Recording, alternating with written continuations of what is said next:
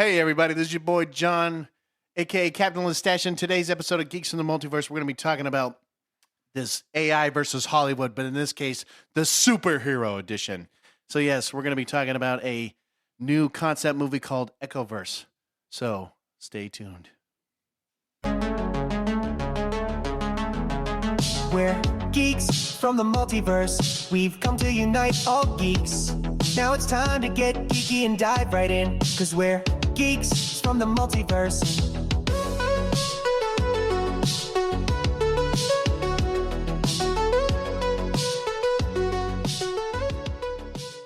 Hey, everybody, again, this is your boy John, aka Captain Listache, and always with me is good old Mr. Grumpy Beard, aka Matt. What's up, everybody? I thought you weren't going to do that shit. What the fuck is wrong with you, Matt? I was seriously going to not do that. Hey, what's up, everybody? Like, what are you doing, Matt? Knock that shit off. Unless you're, you know what? No. You know what? Let's not knock that shit off. I told you, you know what? If you guys want Matt to do a voice, and I would really hope you do, I really want him to describe this very first part, but we're going to get into that in a minute. I am not reading Oh, this. please, Matt, please. I have to read this. If you want me to read this, I have to read this in my normal voice. No. You got to, please, Matt. I please. cannot. I Yes, cannot you describe. did it. No. You did it earlier. Yeah, You already 'cause did it. I was joking around, but Oh, I come on. cannot describe Come on. this movie. Come on. I'm not even going to look at you. I cannot describe this movie in that voice because Please. this movie is really epic. Oh, come on. I know it's epic, but Matt, come on. No. Just for once. I am not doing that. Don't make me do the Wheel of Chaos. I I still will would make not. you. I will fucking make you do that voice all day long. I still would not do that because it would not be doing this movie justice, and it needs some justice because of Come how on. epic this movie concept is. I know it's epic, man, but it's just you doing the voice. I mean, it was perfect. I mean, when I heard you do that, man, it was comedy gold right there. Come on. At some point, maybe. No, yeah. What do you mean at some point? At You're not some- going to do it again. At some point. At some point. Man, you're no fun. Man, Yeah, I I- wanted to. Yeah, That's I'm why. no fun. That's why I'm grumpy. Baby. That's why he's Grumpy Bear, because I wanted him to fucking do that voice so bad, and it was so great, and honestly, it was one of the best things I've heard in a while. But anyways, yes. So we've been talking about this AI Hollywood for a teeny bit now. So we did one last time about the sci-fi. It was a TV show. Gren, I honestly think it should be honestly a great TV show if somebody wanted to pick it up. But again, with us doing the the quarter. Different idea themes in what we're doing, with superheroes now, we decided, hey, why don't we ask ChatGPT again and say, hey, what are we thinking?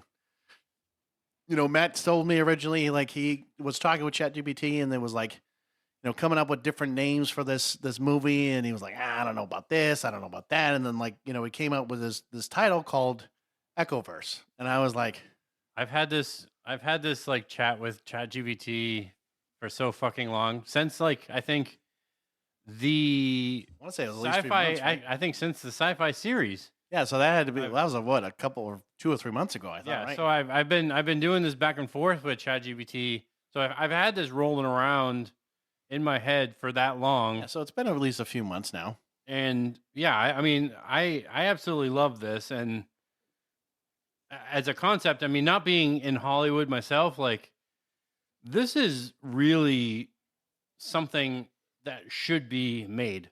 Like it should be in production now. I mean, we even talked about it in the last episode. I mean, if any writer, director, whatever, wants to literally hear this out, listen to this episode, at least to get the whole summary of it. We can talk about the details later, the characters and, some of the other important things to the movie, but like this at least gets you the idea of what we're going to be talking about, and so, before we get into that, I always want to mention this, good old fist bump, baby. Your follow, you're interactive, you're supporting us, tell your friends, doing all that stuff, right? Sorry, not supporting, subscribe. I apologize, but you might as well support us in that way too. So again, looking at it's not actually, I forgot, it's not Linktree anymore. I forgot. What is it now, Matt? No, it's a bio.link. So bio.link, yes. Yeah, gftmpodcast.bio.link. Okay, my bad. See, I knew it wasn't Linktree, and I had to forget about that. But yes, look us there. look at YouTube, look at TikTok, Facebook, Instagram, all that fun stuff, and all the the major platforms that we've been on for so long now. You know, and again, we can't thank you enough. Hopefully, like we've been mentioning in the last episode, we're trying to get more people on the show. Again, trying to get John on here. Yeah, I'll mention you again, buddy. I'm trying to get you on the show, and we were on his a little while ago, but we want to promote him. We're trying to hopefully get him on so we can promote him as well. But and try to get other people on. And so I've been again talking to some people. Hopefully, we'll get something going here shortly, but. Might be a little ways down, but it's okay. You know what? That's the whole point. We're trying to grow, trying to do this thing. But getting back to the main topic, because I know we're just kind of throwing it out there. Yes. So, originally when Matt came up with the idea of doing an AI Hollywood thing, I was like, man, that because for so long, Matt and I know some of you may be new, some of you may be old, and you kind of at least heard us now. We've been talking about a blueprint, man, for so fucking long that we were like, this would be a great fucking idea to see how well AI can come up with something better than these goddamn Hollywood executives or these writers or whoever the fuck is coming up with this idea. Yeah. Because hey, why not use technology to see if this is going to be a good idea? And so, at least so far, I agree with Matt. AI has done. Can they come up with a good concept? Couldn't they write, granted, I have not gone as far as asking it to write a script. I haven't gone as far as saying having to do that, but I'm sure it should. I'm sure if I went that route, it probably would write the full script for me. Honestly, I think you should. I have not gone that route, obviously, because I'm not making this movie. No. But right. If I had to write a script, it would sit on my computer and I would do nothing with it. So that would be a waste of time for me, and I don't want to do that. So I only went as far as doing the show notes. And then once I get the show done, we're going to move on to whatever the next quarter is. And then that would be the theme of whatever AI versus Hollywood that theme is. So that's where we're going to go. But, right now, it's Echoverse, and this is kind of where we're at. So, I can go through this is our short summary. Right now we have the short summary, but we're going to go through, this is it goes through. Okay, how about this? We have basically 6 acts and then the prologue and the epilogue. So how about this? Since you don't want to do a voice, I don't know why, but I've always liked doing kind of like the movie voices. Not so much like the in a world, maybe I'll try something different. Since you don't want to do a little voice acting, you're not doing Joe, are you? No, I'm not going to do Joe. I'm not going to do Joe. No, no. I'm not going to. Hey, Peter, let me talk to you. No, I'm not going to do that. Okay. All right. Since Matt doesn't want to do his voice and he doesn't want to do it in the way he wanted to, I'll do it with hopefully maybe doing it justice here. Let's see. I hope so. Oh, shut up. You know what? You're going to hear it. You're going to like it. That's just the way it's going to be, Matt. All right? All right. Here we go. Echoverse. A gripping superhero epic set in a world forever altered by a cataclysmic solar flare. As chaos erupts, a powerful fuel called deviants awaken to strange new abilities tied to their former lives. But instead of being called or hailed as heroes, they're hunted. At the center of it all is Lucian Crowley, a ruthless corporate titan, who rises to the power as the purifier, rewriting reality to brand deviants as threats. A small band of survivors, their memories fragmented, must piece together the truth and fight back before all of existence is reshaped in Lucian's twisted image. Memory, identity, and power collide in a battle across shattered timelines where the only way to survive is to remember who you really are.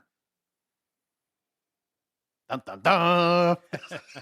I know it wasn't that great, but and I tried my best. There was a couple times I was like, whatever, but I just did it, okay? So, yes, looking at this, kind of reading it so far, for it being AI, again. And this is just the short summary. This is like something that you probably would read on the back of a Blu-ray cover or DVD.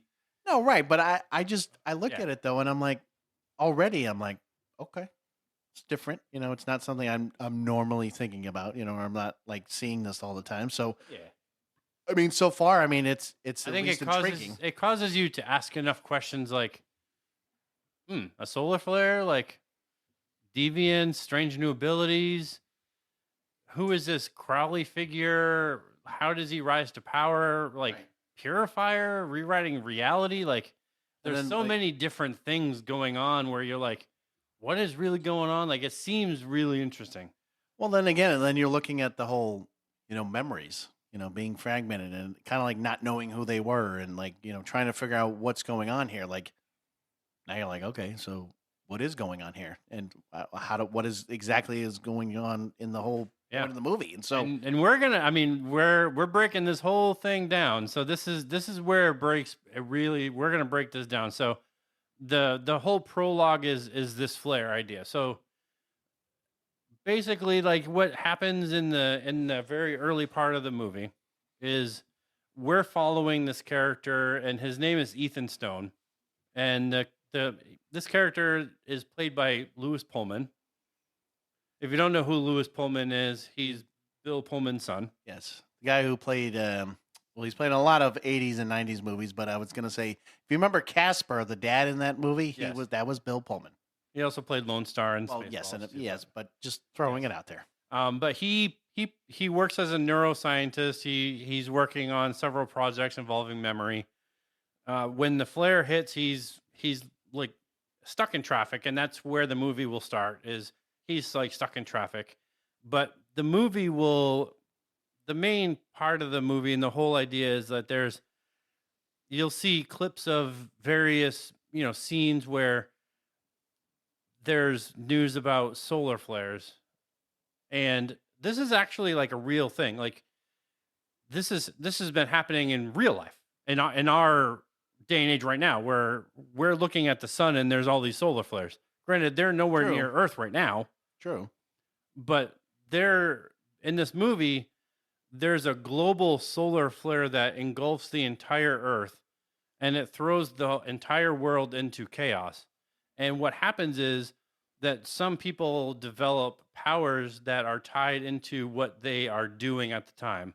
So whether it's their job or maybe a hobby, but it's, whether it's paving or welding or teaching, it's tied to kind of whatever they're doing. And when society panics, riots break out, they're kind of labeled deviants, and they're labeled deviants by this powerful corporate figure named Lucian Crowley. And initially he unleashes this elite death squad to capture and eliminate these deviants. And after this public backlash, right? Because when you when you send a death squad to start killing these people who are experiencing weird abilities when they never had weird abilities before, Right. there's a public backlash. He uses an ability that he developed from the flare to rewrite reality. And he brands himself as a savior known as the Purifier. And what he does is he erases blame. He creates a brand new narrative where deviants are the curse and he is now the cure. It kind of reminds me, I don't know why, but it kind of reminds me of Far Cry 5. You know what I'm talking about a little bit? Like in that same A little bit. weird sense in that. But no, it's crazy to me that, again, this is not even going in further yet, that AI has already created such detail, such emotion in that Yeah. sense where, you're looking at this and so far it's like, I'm like, okay, damn, like, this one guy is already, trying to kill people, already trying to rewrite the narrative, trying to make him like this God Almighty, like powerful being, and so Yeah, and I think this kind of ties into the first, like when he's using his ability and he's kind of rewriting the reality. That really ties into that first act. But what I really dig in this kind of prologue flare part of the movie is the solar flare idea, where it's like radiation from the sun, and it's not like Marvel or DC or something weird where You talk about like gamma radiation or something like they that. got like powers because they were mutants, or they got powers because they were, they fell into a vat of chemicals, or it's radiation from the sun. So whether it's gamma or some kind of weird, like we really don't know what kind of radiation it was. You can say like, oh well, the sun has gamma. Y- Is it? I don't know. Right. Nobody really knows, unfortunately. But I don't know. I mean, what's in the, what was the flare from the sun? I have no idea. Was it caused by an alien? Was it caused from something else? We don't know. We don't know the cause of the flare to begin with. It's not listed here, but it was basically the solar flare, and maybe it's a genetic marker that people have. Some people had in their DNA. Maybe it was something else, but it had to do with something that they had in their DNA, and it had to tie into what their job was, or their trade, or their career. I mean, even so far, I mean, the fact that, I mean, like we were just talking about, like it is realistic. It can be a real kind of almost life scenario because it kind of reminds me of a little bit about like Last of Us, where that same idea of like spores and the mushrooms and that kind of shit. Like that Yes. could be a real thing for like in that sense, but like in this case, having that real sense of like okay, the solar flares. I mean, that is a real thing, but like then adding saying, hey, who knows? Maybe And it this doesn't could seem happen. it doesn't seem random. You know what I Right, mean? it's- Like it is. It could be very true. it could be, an electrician who now all of a sudden has electrical abilities. It's because he was an electrician. Right. He doesn't all of a sudden have fire abilities. But True. a firefighter Right. would have fire abilities. True. And that's exactly how it would work. So, you have certain characters in this movie who, one of the deviants, when they're deemed deviants, because not initially they're not deemed deviants, they're just what the fuck is going on, because it's Well, just yeah, chaos. they're just people. Yeah. One of them, operates a jackhammer. So that is like his actual power. Like he has an ability that it's like almost like a sonic ability that emanates from like his arms or his legs. Like he actually, it's like a sonic kind of ability where he becomes like almost his own. So I know it's going to be a little side topic here, but so let's say you're working at your job now. What do you think your superpower would be if you were in this situation? I don't even fucking know. I mean, I'm more. I mean, it's more analytical. So I think it would be. I mean, it's data analysis. So I mean, I guess it would have to be something based on that. I don't know. I mean, I would assume something analytical. I mean, for me, I can tell you so far, if it was anything close to being my job, since I'm, out in the community and doing all that, maybe it's the power of manipulation. Maybe it's because I'm talking to people, or I don't know. Like if I just say a word, maybe they do as I say. You know what I'm saying? Because like there's only so much I can think of like that would be ever correlated. So to a yeah, I mean superpower. that. So yeah, I would say something along the lines of like being analytical, but it would be a mental ability. That's what my ability would be, because that's more of what I would be doing, is Right. being able to analyze data, but doing it like in my head. or maybe just throwing it out there. Ready? Maybe Matt, because we were just talking about the whole, Arkham Asylum thing. Maybe he's detective mode in his mind. Maybe he can analyze things that nobody else can see. maybe I can get through the chain link fence. yeah, baby. That's right. All right, so we're getting into Act 1. This is where the Purifier rises into really power. Lucian Crawley, he is the CEO of Varian Corporation, and he really he has the ability. He has an ability, but he really wants to keep it secret, because the one thing that he does is he figures out that he can rewrite reality. Being a CEO, he often can tell people what to do. He tells his corporation what to do. He physically is able to, and I'll kind of put this in quotes. He writes the narrative for his corporation. So this becomes what his power is. where he can literally rewrite reality, and he figures this out. So what he ends up doing is he rewrites the reality and creates laws where he strips, he renames these people who have abilities as deviants. He strips them of their rights. So they're no longer Americans. They can't vote. They're basically just nobody. He builds a zone that's basically like a criminal zone, much like you see in like movies like Escape from LA or District 9. District 9. I mean, actually, I was thinking about it was that new movie? I can't remember. It doesn't matter, but it was basically about robots and like kind of that same other effect where you're zoning them off and you're just kind of like saying, like hey, a walled prison city. Yeah. And that's where captured deviants are basically just dumped. Anyone who escapes or resists are executed. They basically would put them on the wall and strap them there as an example of like, this is what happens if you try to resist or escape. Society cheers him on and he blinds them to the truth.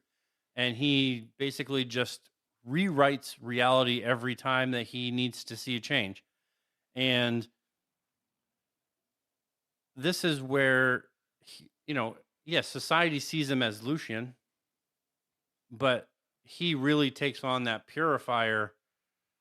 We see his power. We see him in action. He's making the changes, losing their citizenship. They lose their rights. And this is kind of that, oh shit moment, right? Like where everything just shifts. So, what I find interesting so far is that, so typically in movies, right? I'm not saying you don't see like the villain, kind of show up and usually until much later or something like that. But at least now you're seeing this, a cataclysmic event happens. He's there. He shows up, does his thing, and then now he finds out that yes, he has the ability to rewrite, reality and to do all this. But like, it's like if the movie is the way it is right now, like you're seeing the villain up front first. Most of the time, especially in like certain movies like this, you're not seeing the villain until much later. So the fact that you're seeing him now and like be a very prominent piece of the story, and then we're not going to see the guy. I know his name's Codex. The guy that's the main character. But Yeah, like, and that him, he doesn't come until later. That's Ethan Stone. Oh, was that Ethan? Then Yes. who was the one? The other one that we were just talking about? The one that was. Oh, it is Ethan. Okay, no, it is. Okay, sorry. Same person. Yes. Ethan Stone is Codex. No. Yeah. Sorry, I was trying to figure out the actor for a second, but yes, no, him, right? So like you clearly are not going to see him until a little bit later. I mean, you see a little bit in the beginning, but not enough to. Right, Like, you'll see him in a little bit later, where you're seeing Lucian very prominent very early on. Yeah, and I think we're going like we're touching specific points within the movie. I mean, obviously, I think you're gonna see Ethan Stone.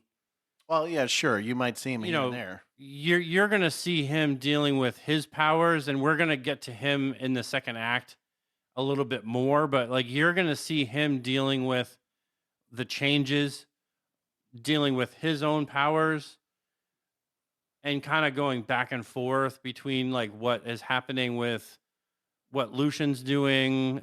But yes, I agree with John. Like, you're seeing what Lucian's doing, and he's immediately almost becoming like the Antichrist, right? Like, Right. he's rising to power, and he's like, listen, I am going to clean and cleanse this city and the world of these deviants. Like, we don't need them here. I built a whole zone where they're just going to die. We don't have to deal with them. We don't have to do anything with them.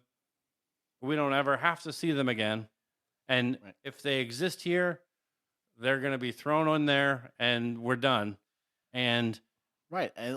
Like all I was saying is it's with him being in the forefront right now. Like I said, in most, at least movies like this, where you're seeing superheroes, villains, things like that, you don't see, like I said, you don't see the villain like be very prominent in the beginning. You don't normally see it until like a little bit later or the middle or whatever. And This is like showing. Well, that's good. That's what I mean. It's like it's showing you a different side, and at least in the beginning, where you're seeing him do all this. I like shit. the shit hitting the fan right out, Right, like, right, on the, and and then, you're like- like, oh fuck. Well, Yeah. yeah, right, because Yeah. you don't see that. That's why I'm saying, like, so to have AI tell you a different side of a story where it's not typical in these kinds of movies, that's amazing, and I think I give it credit. So, like, looking at now the second act, it's called The Forgotten Rebels. We're looking at 4 deviants. So we got Tremor Jack, who I'm assuming is the one with the jackhammer. Yes. You got Gollum, and then Apex and Alloy. So I'm gonna pull up the casting, not to talk about who the casting is, but just the names of the characters. So Tremor Jack is Jackson Davis. That's the name of the character. okay, Apex is Luke Morrow.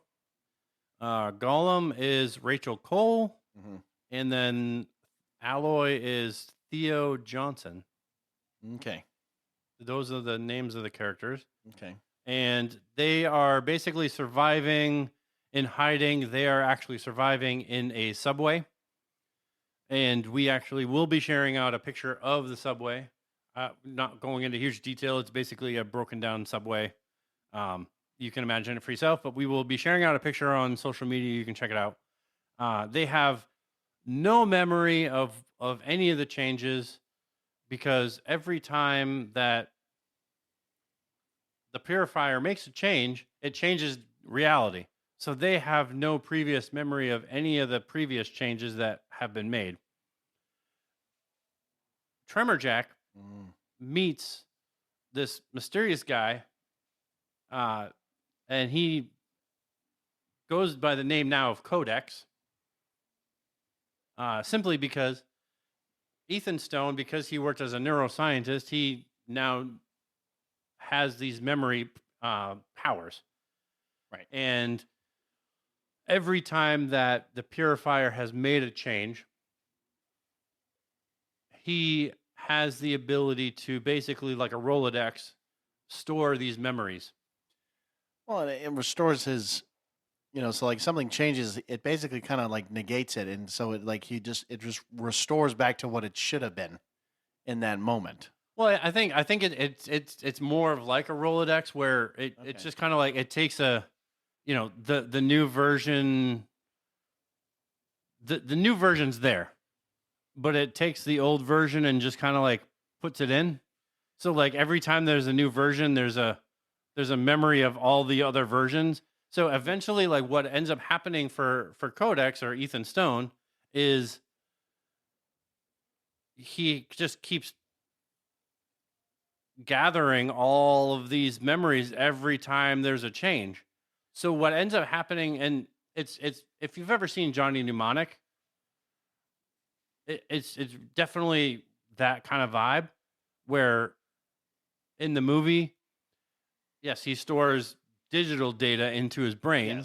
Yes. And what ends up happening is he takes too much data, Yeah. and it causes like pain and almost to the point of death. And this is where it's almost like Johnny Mnemonic / butterfly effect, Oh, yep. where he ends up, when the memories kind of start compacting on top of each other, it's very, very difficult to comprehend what's real, what's not real, what's a real memory, what's a fake memory, what's a past memory, what's been changed, what hasn't been changed. Right. You're probably talking pain, headaches, nausea, like all kinds of side effects from just all of these memories compacting on top of each other, and having to struggle with what the fuck do I do with all these memories, right? Yeah. Like, I mean, not ever having to deal with this, and he meets this guy who has he just knows what the reality is now. And all four of these characters, they only know what they know now. True. And I think initially they don't go by these names, obviously. I mean, these names are given to them based on what they do. I think they give the names to them a little bit later on in the movie. But he obviously would introduce himself as Ethan. Right.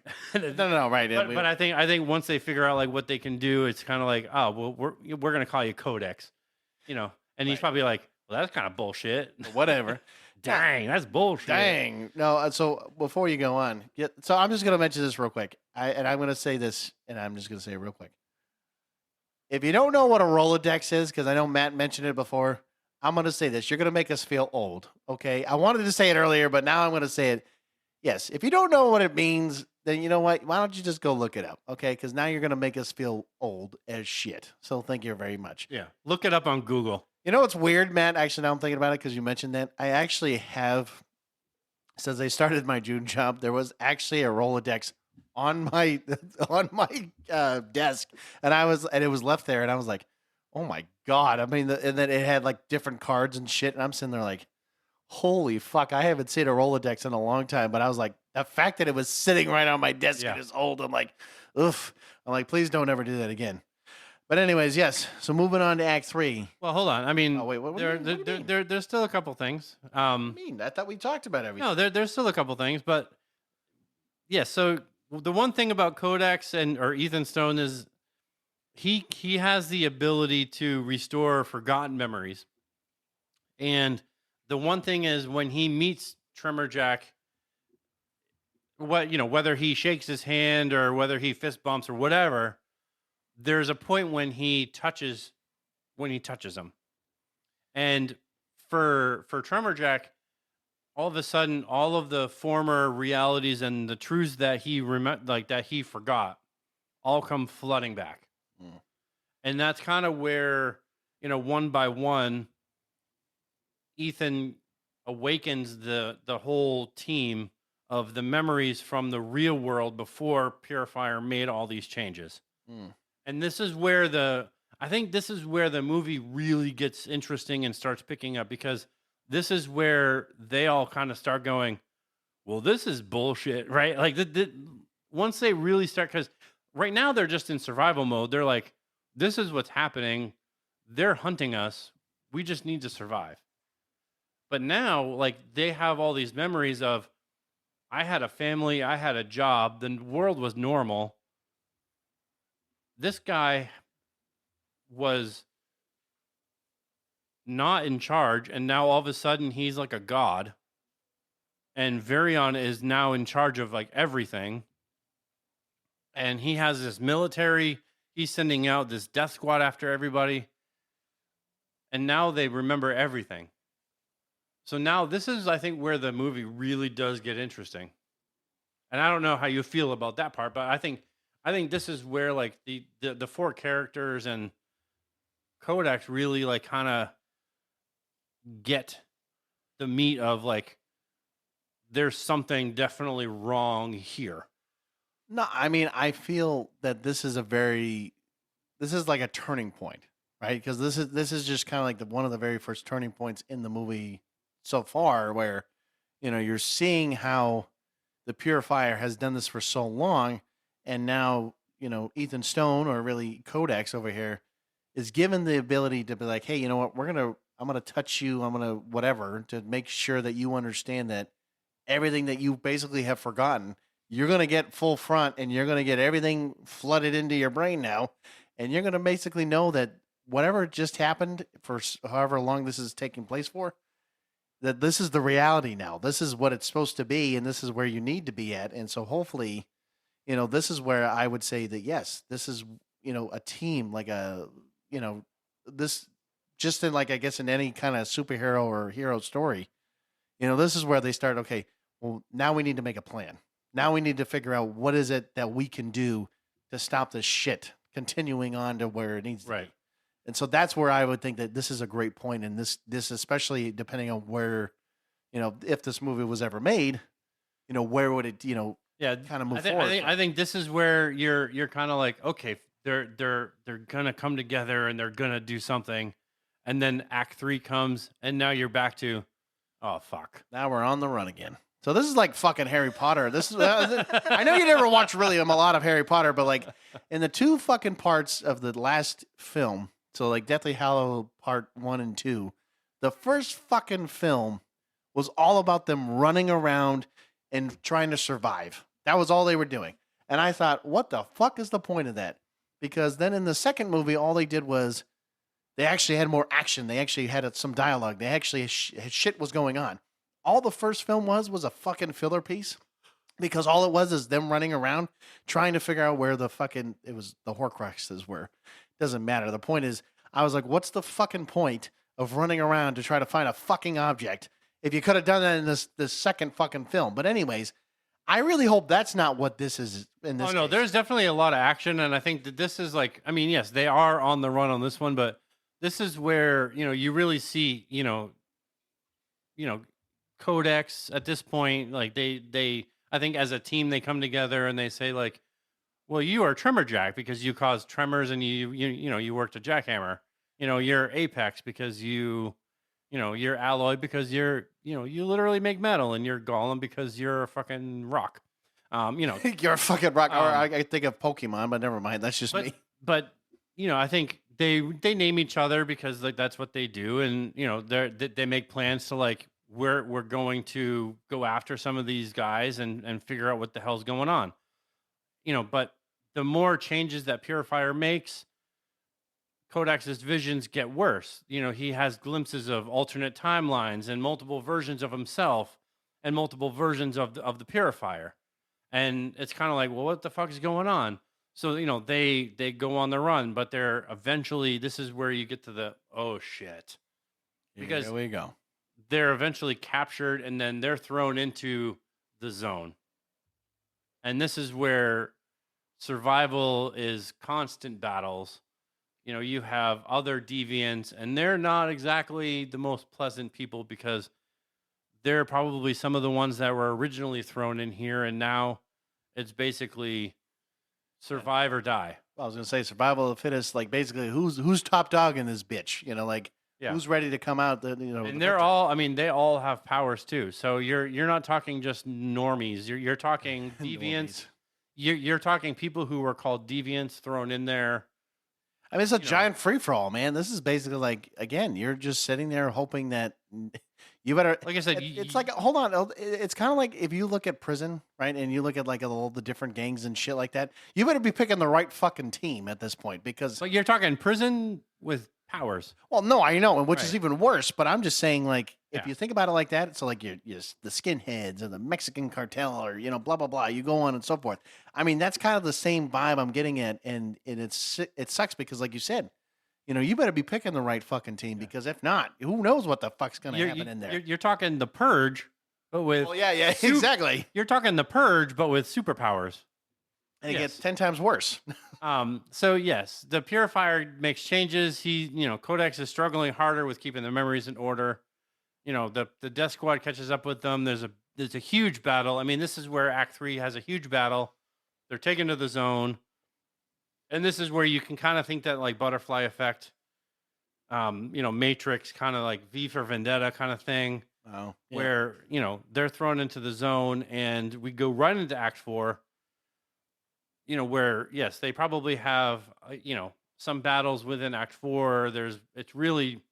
I think the Purge is really a good, I don't think I added this into that list of inspirations, but I think the Purge is probably one of the good inspirations for how the inside of the zone probably would work. Probably. But there's a resistance within the zone that really helps them out. And a character within the zone is the Mentor, which is played by Giancarlo Esposito. This motherfucker has been around a long time, but I tell you what, I think this guy, yes, I think he will do this character justice. But anyways, keep going. Yeah, so this mentor figure, he kind of does, I believe in the movie, and ChatGPT has called him the architect. And I understand that's more of like Matrix. Well, I can think of a lot of things, but that's very Matrix vibe. But he understands that Kodak's visions are not dreams; they're glimpses into what he calls the Echoverse. That's the movie. They're alternate realities that the Purifier has created every time he's made a change to the reality. So every time that he has made a change, he creates echoes. Sorry. So this is where, you can kind of see this multiverse kind of theme where every time, and there's been movies, I think Black Mirror actually did an episode that was similar to this, Hmm. where he speaks something and it creates a fracture and a new kind of timeline, if you will, a new multiverse, a new version of the world is created. Wait, are you saying like our podcast? Like there's new versions and different stuff every time? Every time. Dude, So every what? time, every change, everything that he has done, now at this point, there's probably hundreds, because every little subtle change has created another echo.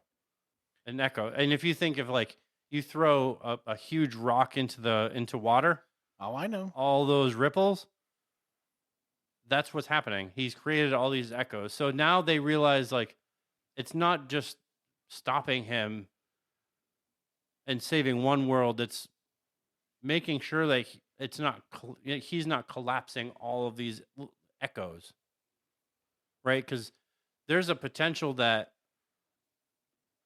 if he becomes aware of himself and becomes aware of all these echoes, that the power that he wields, that he will stop at nothing to become the only one. Mm.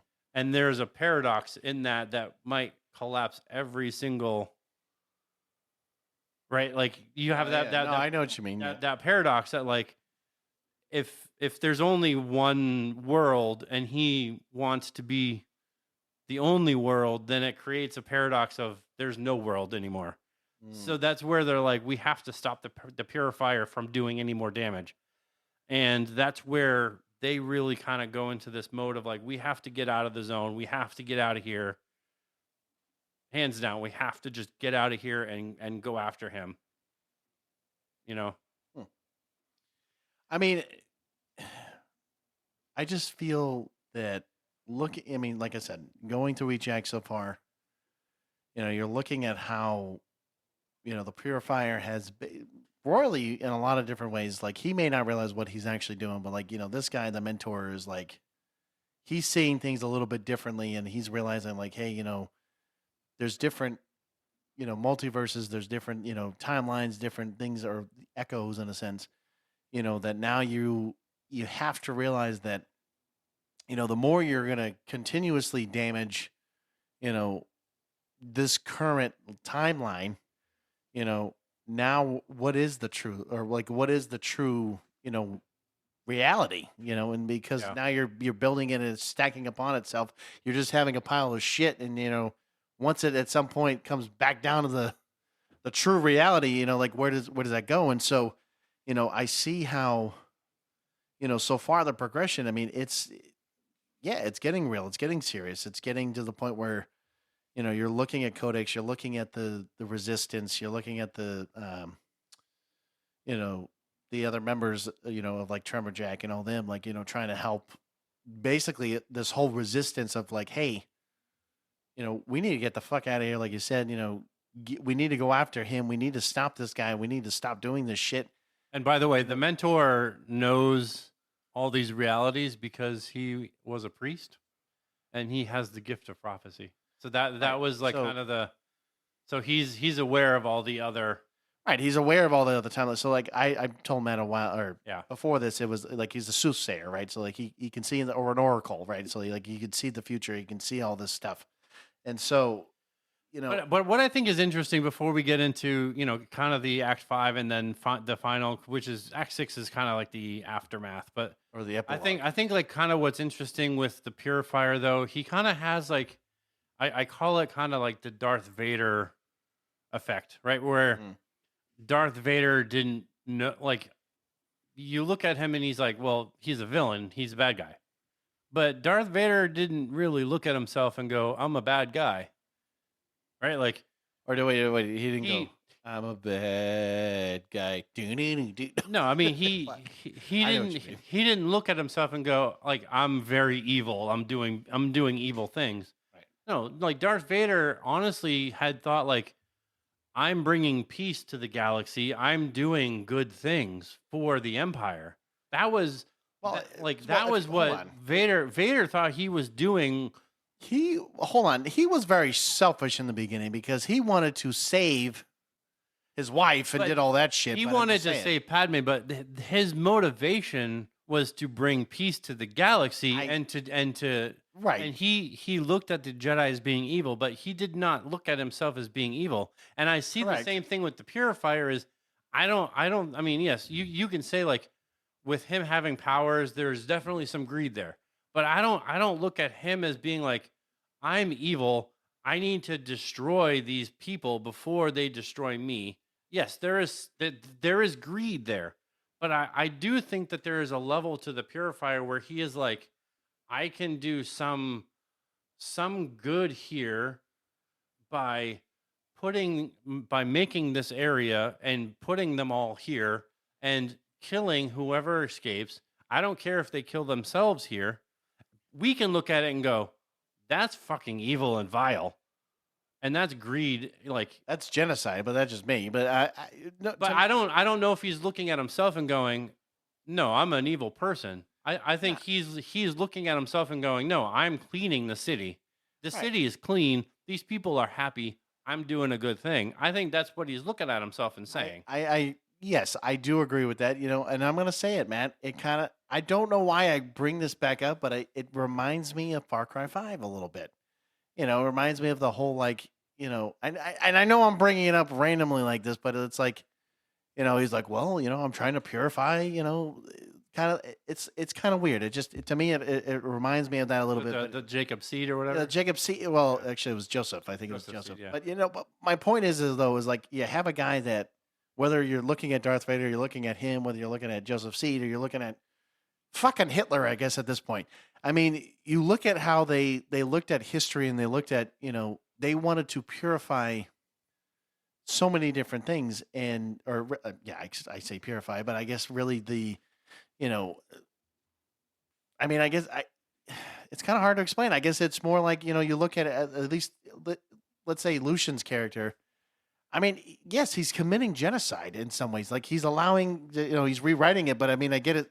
He's putting them all there, but I mean, in the sense of genocide, I mean, they're just going to go after each other, but he does have death squads. He does have like, certain things that are in place in case of whatever, but he's cleaning the bad or he's getting rid of all the bullshit, and then he's like, okay, well, as long as these people are happy and what I'm doing is fine, it's not a big deal. Well, I mean, let's get it straight because he did start with the Death Squad killing the deviants first. Well, correct. That's what I meant. I was like, but then when society was like, you can't just go out and kill these people. Like, well, they are people. And then he was like, let me rephrase well, that. let me change that. And then he was like, oh, I can change shit. I mean, and then literally changed it where these people are deviants. They're not Americans anymore. And then literally like it was shifted where he shifted the reality where Congress called them deviants legally. Right. And made sure. And pulled their rights as Americans. And that was where now I can legally hunt these people because they're no longer American citizens and they're living here. So now we can create a walled zone. Now they can live there, and now we can just do whatever we want with them. Doesn't that remind you of one thing, man? When it comes down to this piece, I guess it just reminds me of Homelander a little bit. Like because I'm only going to say this real quick is like it's that one damn scene, like it's that National Guard guy, and he like starts talking, and then all of a sudden he's like. It's the laser comes out of his eyes and he goes, "Meow," and he just like wipes them all out. I mean, it's I know it sounds weird, but it's like I look at that and I'm like, this is kind of like what he was doing. And then he's like, you know what? I'm just going to change that reality real quick so that everybody forgets. I know if Homelander had that fucking ability, he would be like, shh, and he would make sure that it didn't fucking matter. But anyways, now I just so far Purifier. You can think whatever you want, but at the same time, yeah, it's hard. I think, I mean, obviously, obviously he is the villain, but I think in his point of view, well, of course they're always going to think that. He does not believe he is the villain. He believes that he is doing good for society. So, I think that that's where it's different. But, if we get to Act 5, this is really like where that final battle goes. I don't know if you had more to say on that, but No, actually, I was going to just mention Act 5, but it's fine. I'll let you go ahead and talk about Act 5. yeah, no, the final battle. I mean, they, obviously they would escape the zone, and with the help of the resistance, and this is really where that final battle takes place. Codex forces Purifier to face the truth that there are countless versions of him that exist, and in a desperation, this is where the Purifier tries to erase all these other versions of himself to remain the one true self. This triggers an action that creates a paradox within all the other echoes. And every single version of the Purifier from all of the echoes are erased from existence. Damn, it's kind of like the snap, but in this case, just boom, they're gone. So this is like, I mean, in the movie, this is going to be, I mean, we kind of talked like briefly about it, but this is going to be a big epic battle. I mean, you have all of the deviants, the Death Squad, you have Purifier, and then you have Codex, where Purifier and Codex are basically going, Purifier is going to be rewriting reality. He's going to be trying to make changes. Codex is going to be trying to compile those changes in his mind. You have the Death Squad. You have the deviants kind of all facing off. I mean, there's so much going to be going on in the scene, and it's kind of like no matter what the deviants do or the death, they're making changes to always have the upper hand. And this is where Codex really remembers like what the mentor had told him, that he is able to push his ability and reach out across the echoes. And what he is able, like what he ends up doing is he awakens all of the Purifiers, the Lucians, across the echoes, which could be hundreds, could be thousands at this point. Mm-hmm. And it's not just the Purifier that's standing in front of him now. It's all of the Purifiers from all of the echoes. They all become aware that there are variations of themselves that exist. Oh, gotcha. And so this is where it creates a paradoxical event where every single one of them all say the same, they all try to say the same thing. They all trigger this change in reality where they all want to be the one true Purifier. And this paradox within the Echoverse causes all these versions to be erased because guess what? It's a paradox. It can't exist. There can't be just one if all of them are saying it. Well, it sucks to you. There's Purifier. You basically fucked your own self in that one. So this is one of those things. Like I asked ChatGPT and I said, what is the most epic way for this guy to go out that is not like him getting stabbed or him getting some weird head power cut off, or And that was the very first thing it said to me was create a paradox. And I was like, what are you talking about? And this is exactly what it said to me.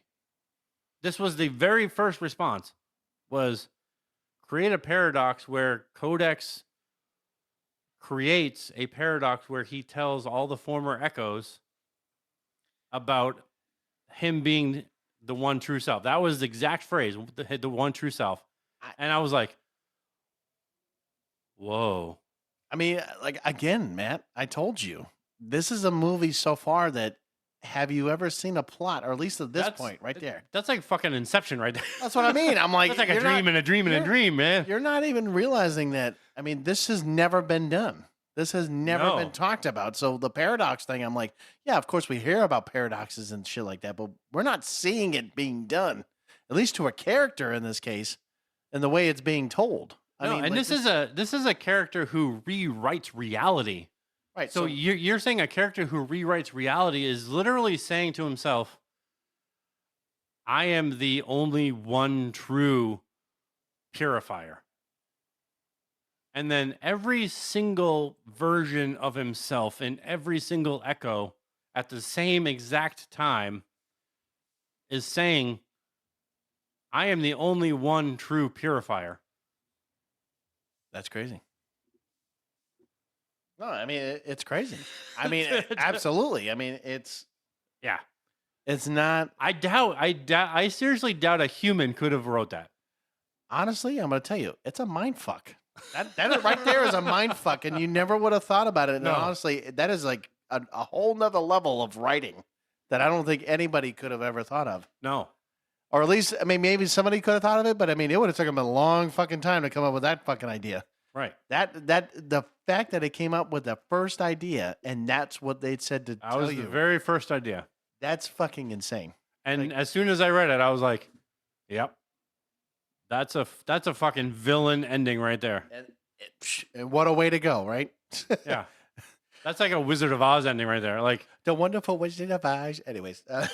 melting. Oh God, please don't. And then, Yeah. no, you know what? I'm going to mention this. Okay, Yeah. you Act back up. 6. So we got good old Act 6, good old aftermath. Okay, so in this case, right, the world is free but broken. Codex refuses to use his powers to fix everything instantly, realizing that would make him no better than Purifier. Instead, the team commits to helping survivors rebuild the old-fashioned way. So I find that interesting because you know what?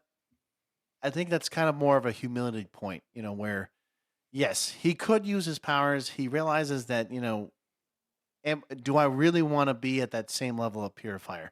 No, and I get that. I mean, and that to me is like, you know what? That's good. That's good that you want to sit there and, you want to build. It's kind of like, I'll say it. It's like Endgame, right? Right at the beginning point where they're like, 5 years later and they're kind of like rebuilding in that sense. It's the same idea where they're rebuilding, where they've been, what's going on, and there's nothing more that they can do. All they can do is basically say, hey, you know what? We're gonna start from here. We're gonna keep going, and we're just gonna learn from that. So I think that's great. I think that's a great kind of point to bring up in that sense. Instead of just being like, all right, snap, all right, we're gonna bring everything back.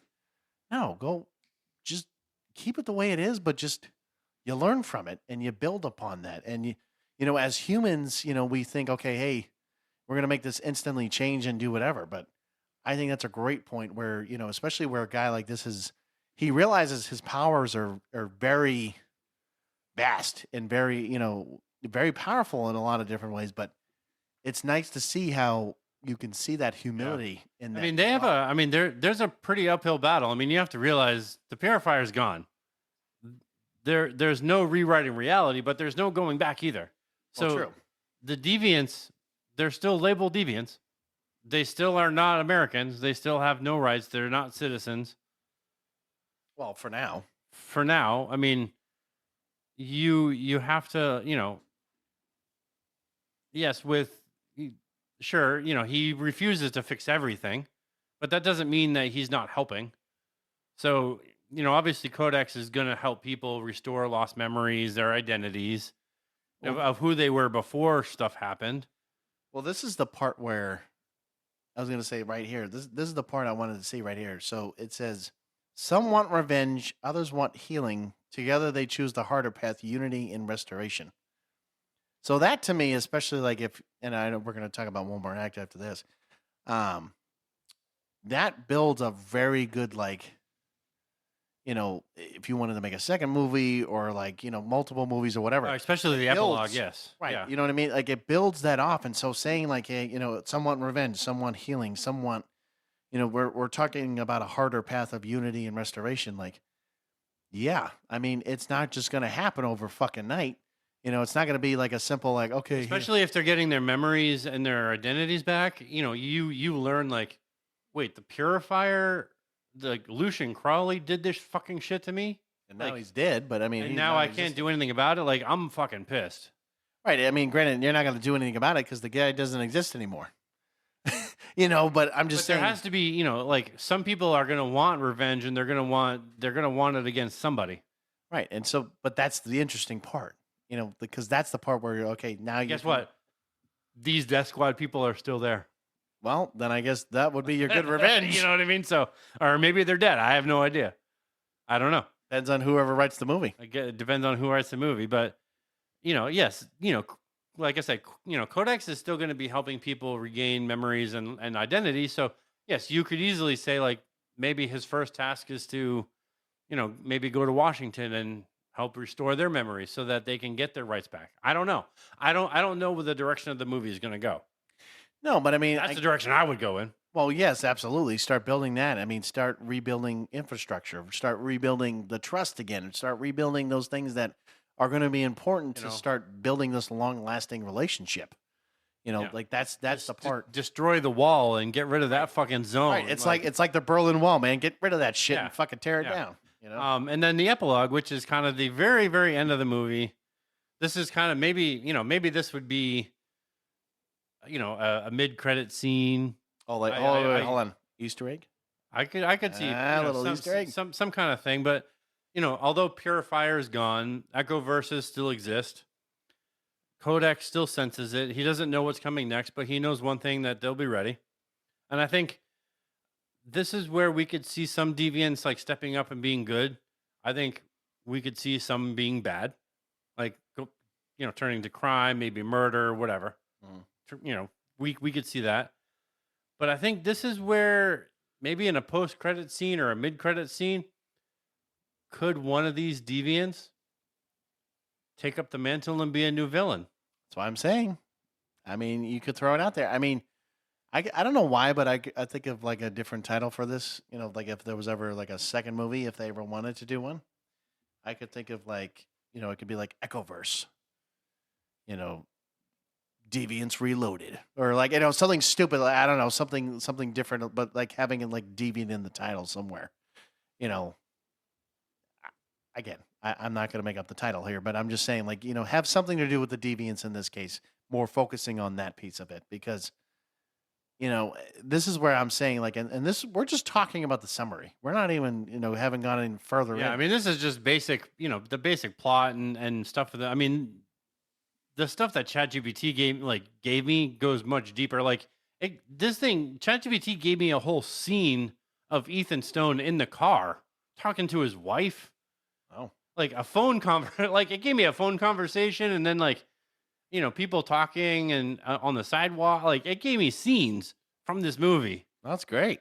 And I was like, I'm like, yeah, I don't think I need to go that deep, but thanks. I appreciate it. Maybe I can. I don't think I need to go that deep, but but looking at everything that we talked about, like, damn, like, no, it's great. I mean, so far. I mean, hell, if this was an actual movie, no shit, I'd probably go watch it. I mean, it's an interesting idea. And we're following Ethan Stone. Like, let me get this right. Like, Ethan Stone is the main character. We're following him. We're not following like Lucian. We're not following any of these other guys. Like, we would be following him for most of the movie. Like, him and Lucian are the protagonist and antagonist. Right. The other deviants, the other four deviants are Supporting kind of the characters. supporting characters. The Death Squad are obviously Lucian's supporting antagonists. But we would be following Ethan Stone this almost the entire movie. No, and I think personally, whoever develops, if it ever gets developed, whoever does it, I mean, I think so far reading everything, I mean, you really have a great concept. I think it's a great concept. I think it's different. It's got a lot of different original ideas where you're not pulling shit from the past and you're revamping it or you're doing whatever. Yeah, I mean, the thing is and both Matt and I know this is, with movies, it's like, you can take certain ideas from certain things. You're like, oh, it reminds me of this and it reminds me of that. Sure, you could do that all fucking day long, but hopefully the whole point is you would try to make it as original as you can be. This right here so far is a very original idea. I haven't seen a whole lot of films do this. No. And you're not, especially the whole paradox thing. I mean, that just like mind fucks the shit out of you. And you're like, wow, holy fuck. I mean, imagine a guy. The only thing I fucking would himself that say, way. as long as they do it right, is the whole reality rewriting. Well, Because yes, that can be a little challenge. We're gonna go into some of these movie inspirations real quick, but I mean, there's movies like Dark City and Inception that have made, these realities and memory rewritings and reality rewritings kind of weird. So as long as they can get these reality changes done in a way like Butterfly Effect was great. Oh yeah, from the movie itself, yes. The way that they did it was great. And if they can do it in that kind of way, I think it would be great. But I think that would be the one kind of drawback to that. But I mean, as far as a concept and movie concept from AI, I mean, I would grade this probably as an A. Oh yeah, no, this is definitely not a B-rated movie. I mean, this would be a top tier movie, hopefully in the sense of whoever directs it, whoever writes it, whoever so on and so forth, does anything with this film.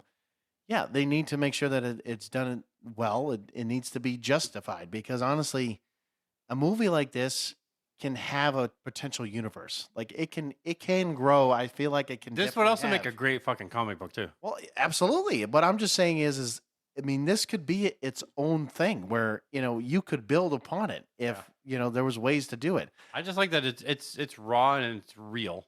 Like Right. you're not getting a superhero movie with people wearing superhero Capes and- costumes yeah. and capes. Like they're wearing clothes Everyday clothes. and they're real and they're raw and you're getting just raw emotions, real people in everyday scenarios. There's not, I mean- I would say like you're not going to get your Marvel or DC filters on this movie. No, and I was also going to say that, sure, maybe in time, if, they just say, hey, we're going to throw in like, maybe they do get power or like costumes or something like that. If you really wanted to down the road, I'm saying in the beginning, I think the only one that would really have like a costume, it's not really a costume, would be Apex because he has like the tack vest, but he was in the military. So that's what you would expect. no, I mean, I get it. I understand what you're saying. I'm just saying like, But- if depending on if they Yeah. wanted to, I mean, sure, you could do it. If you don't, then you don't. I mean, I think that would cheapen the whole thing, but that's just me. well, I get it, but it depends on who's going to write it, who's going to direct it, who's going to do whatever, right? Because we're giving an idea whether or not they fucking listen to the damn blueprint is a different story, Matt. Because you and I both know that. Yeah. I don't know. But That would be like when they make Echoverse 3 and it's like done by like some cheap studio. Like the first two were made like A tier and they made like millions of dollars, and then they make like Echoverse 3 and it's done by like some like low rundown, like piece of shit. RJ24 productions, and you're like, what the fuck studio was that? And where the fuck did you come from? And it's like, Codex, Shawn Michaels, and you're like, Shawn Michaels, what the fuck? WWE. What the fuck is wrong with you? Might as well just add John Cena to this and call it a fucking day. What the fuck? No, I mean, But some of these like movie inspirations, like we'll just kind of go through them one by one. I know you probably didn't see Johnny Mnemonic, and that's fine. I'm a little like bits and pieces. I haven't seen the whole thing. But Johnny Mnemonic is a great movie. That's with Keanu Reeves. He basically plays a character who smuggles data, and he stores digital memories in his brain. Basically, it's corporate dystopia. He's hunted because he stores these memories. Basically, he smuggles data, and he will go to, a hotel room that will put the data in his brain, and then he'll take it to wherever they want him to go, and then they'll offload the data from his brain to wherever they want it to. But in the movie, the place that he goes wants to store way too more. The amount of data is more than what the chip can handle in his head, which causes him like pain and almost death. And this is kind of one of the major influences and inspirations because although it's not digital memories that Codex is kind of storing, it's physical memories. And the reality of like the memory, all these realities being rewritten, it takes a toll on him. It really does take the toll, and he stores these memories every time the changes are made. So that's really, there is that comparison to Johnny Mnemonic where he is storing all of these memories in his head because that's what his power is.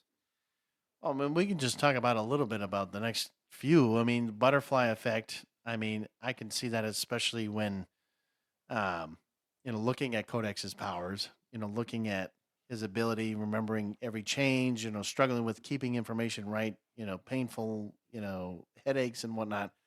I mean, that I can definitely see, in this case where, the butterfly effect Oh and yeah, definitely the struggle Ashton Kutcher had in that movie. Every yeah. time like he went back and made a change and then went back to reality and like things were fucking different, but he remembered everything and it was like, I mean, it was essentially every time we went back, it was killing him. Right. And then eventually, I'm pretty sure it did kill him. I think right at the end of the Well, movie. I think he was like in a wheelchair or something. Or Like, it was bad to the point it where was pretty fucking bad. Yeah. yeah. And then, of course, like Matrix and whatnot, it's like, you got a false reality controlled by a powerful force, chosen individuals resisting control, remember the truth vibe. I mean, yeah, I mean, that's kind of what Purifier is doing in this sense. He's And creating that's, that. I mean, that's control. literally the tagline is reality's a lie, remember the truth. Right. So that's the tagline for the movie is Echoverse, remember the, reality's a lie, remember the truth. So yeah, you definitely have Matrix vibes there. Inception.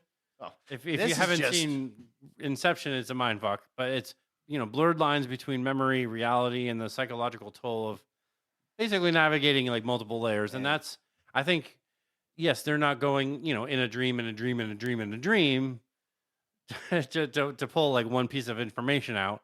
Right. But when you look at Codex and what his powers are, there are blurred lines between his memories, what those realities are, and then trying to have that toll of like those multiple layers of, okay, what is the reality now? Because I remember all of these, and it's like Inception, Butterfly Effect, and Johnny Mnemonic all tied into one of like, I remember all of this shit, hundreds of realities, but which one is like the real one? And you're like, I gotta just pluck out this one because this one's this is the one I think is to be true. This one's the real one. And then Escape from LA and New York. These are old movies. Escape from New York is the original one, which was like 81, I think. It's basically a walled off city, lawless zone, militarized control. I mean, at that point, it might as well just throw in The Purge. Since we were talking about it a little bit in that sense. Kurt Russell plays character in that movie. He basically has to go in and rescue. I think the second one was L.A. He has to go in and rescue the president. But he has to go in there but that's one of the major influences of the zone of kind of this walled off city, the lawless zone. How Varion treats the society and the deviants. Escape from LA. Basically, they create a walled off part of the city, and that's where if you get arrested for a crime, that's where you go. Right. And yeah, Kurt Russell basically in both of these movies has to go and rescue somebody in both of these movies. And then you start to look at like District 9, District 9 was a fucked up movie. Oh, of course it was. So again, social segregation, militarized culprit oppression. Oh, and they had zones for the different, the slums, the zones, and basically the aliens. Right. And they treat them like shit, and they, but I mean, that basically you might as well just call them deviants. I mean, that's the same idea here. And that's, that was the very same thing. It was like, that was one of the major influences of how the zone treated the deviants and how society, treats the deviants. V for Vendetta was a little bit different because, granted, V for Vendetta was about one man rising against an authoritarian regime. This wasn't really about one man, but it had that same theme with like the deviants and, Codex and the deviants. Like I'm talking about the four of them, not the whole deviants as a whole. But it was really like Codex and the four deviants that was part of his team rising up against Varion and the lies that they have built with the changes of reality. So that's kind of like V for Vendetta. That's actually a fucking good movie too. And then you got Dark City. I watched that today, by the way. That's a weird fucking movie. Which one? Dark City or V for Vendetta? No, Dark City.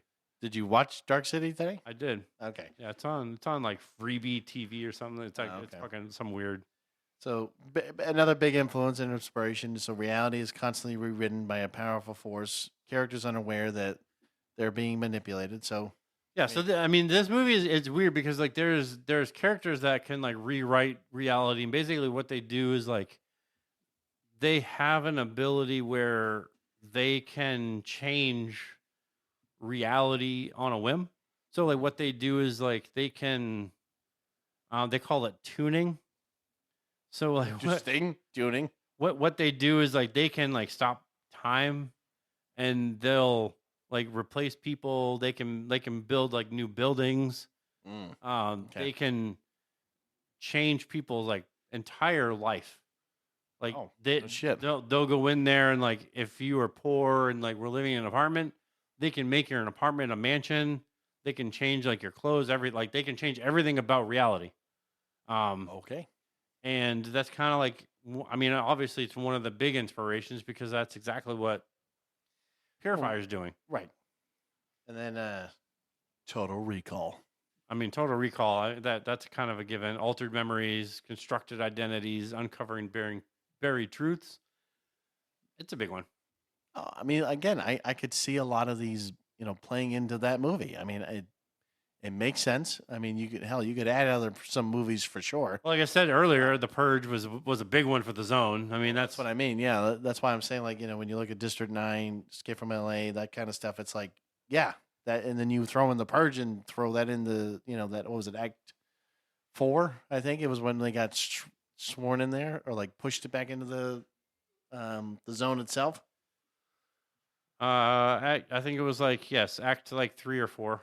Yeah. Yeah, so like that right there, like I said, you throw in The Purge, you throw in those other two movies, you're like, there you go. That's the concept and the theme that we're going with here. Yep. But anyways, guys, I know we've been talking about the AI concept here, but let us know what you think about it. I mean, we're pretty excited about it so far. I mean, I know next week we're going to be talking about characters and locations. All about the deviants. Right, just kind of okay. So okay, the next 2 episodes, my bad. We're going to be talking about the characters and trying to figure out everything else. But yes, the location, from my understanding, is we're going to be talking about a little bit of that, and then the deviants. And my guess is what the next week after that's going to be more about Lucian and Yes, some of the other characters. Yeah, so it'll be the deviants in the next episode, and then the 3rd episode will be the villain side of it. Will be the Virion Corporation, some of the locations that they have, which is the zone. Gotcha. And the Death Squad, and their casting. So yeah, we'll dive into those. Yeah, and again, just check us out. Leave us a little follow if you want to. Let us know what we're doing, and comment on some of our posts. I mean, we're like I said, this week we're going to be posting a lot of our, the poster for Echoverse, which would be like one of the posters that you would probably see.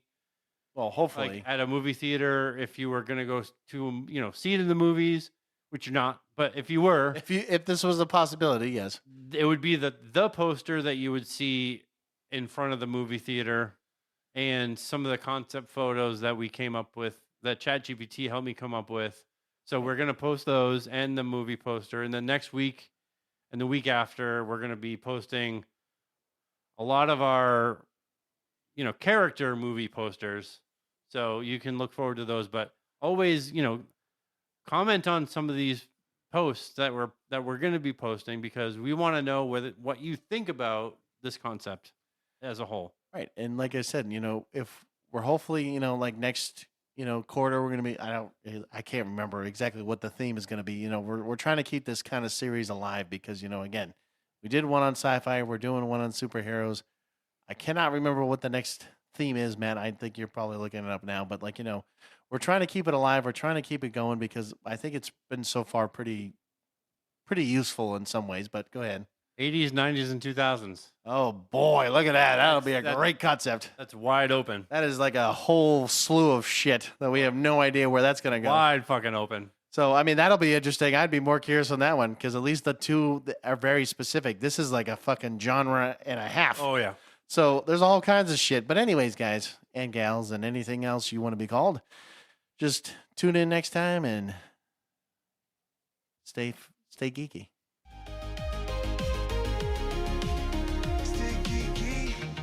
we're geeks from the multiverse.